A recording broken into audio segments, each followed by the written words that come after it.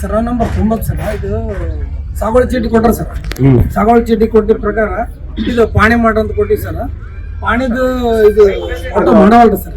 ಇದು ನಾವು ಕೊಟ್ಟಿದ್ದೆಲ್ಲ ಕಳೆ ಮಾಡಕತ್ತಾರ ಸರ್. ಇಲ್ಲ ಸರ್, ನಾವು RI ರಿಪೋರ್ಟ್ ಹಾಕಿ ಕಳಿಸಿವಿ ಸರ್. ತಹಸೀಲ್ ಆಫೀಸ್ನಾಗ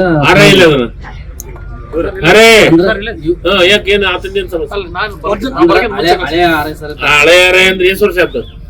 ಈಗಾಗಲೇ 1 ವರ್ಷ ಈಗ ಯಾರೇ ಕೊಡ ಇದು ಏನಾಗಿದೆ ಅಂದ್ರೆ sir, original file original file sir. Original file ಎಲ್ಲಿ ಐತಿ?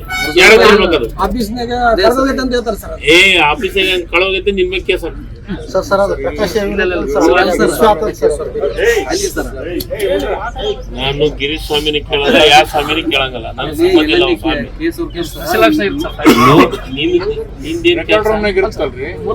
ಇಲ್ಲಪ್ಪ, ನಿಂದು ರೆಕಾರ್ಡ್ ರೂಮ್ ಮಾಡ್ಬೇಕ ಹೇಳ್ಬೇಕನ್ನೋದನ್ನ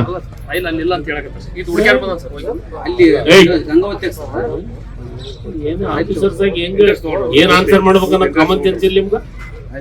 ಆನ್ಸರ್ ರೆಕಾರ್ಡ್ ರೂಮ್ನಾಗ ಇರೋದು ಎಲ್ಲಿರ್ತೈತಿ? ಯಾರು ಗಿರಾಕಿಗೆ ಹೇಳವು ಏನು ತಿಳಿದಾರ್ದವ? ನನಗೆ ಹೇಳಿದೆ ಅಂದ್ರೆ ಇಲ್ಲೇ ನಿಂತಲ್ಲೇ ಸಸ್ಪೆಂಡ್ ಮಾಡಿ ಹೋಗಿದ್ದೀನಿ ನಾನು. ರೆಕಾರ್ಡ್ ರೂಮ್ ಅಂತ ಎದಕ್ ಮಾಡಿ ತಹಸೀಲ್ದಾರ್ ಆಫೀಸ್ನಾಗ ಒದ್ದಿಗೇಡಿಗ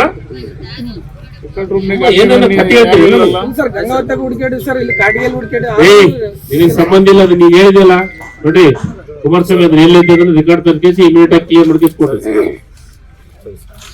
ರೆಕಾರ್ಡ್ ರೂಮ್ ಕಳೆದೈತೆ, ಕತೆ ಐತಿ, ಇದೆಲ್ಲ ಕೇಳಕ್ ಕುಂದ್ರಕ್ಕೆ ನಾವೇನ್ ದಡ್ರದಿವೇನ? ನಿನಗ್ ಗೊತ್ತಾಗಲ್ಲ, ನೀನೆಲ್ಲ ಅನುಭವಿಸ ಚಳಪ್ಪ ನೀನು.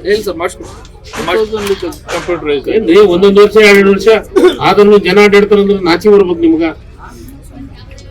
ನೀವು ಕೆಲಸ ಮಾಡ್ಲಿಲ್ಲ ಅಂದ್ರೆ ನಮ್ಮನಿಗೆ ಬರ್ತಾರ ಅವರು. ನೀವು ಕೆಲಸ ಮಾಡ್ಲಿಲ್ಲ ಅಂದ್ರೆ ನಮ್ಮನಿಗೆ ಯಾಕೆ ಬರ್ತಾರ? ನೆಕ್ಸ್ಟ್ ನೋಡಿ, ಅದಕ್ಕೆ ಕ್ಲಿಯರ್ ಮಾಡ್ಕೊಡ್ಬೇಕು. ಆಮೇಲೆ ಗ್ರಾಮ ಪಂಚಾಯತಿ PDO ಅವರು ಅಸಲ ಹೊರಗೆ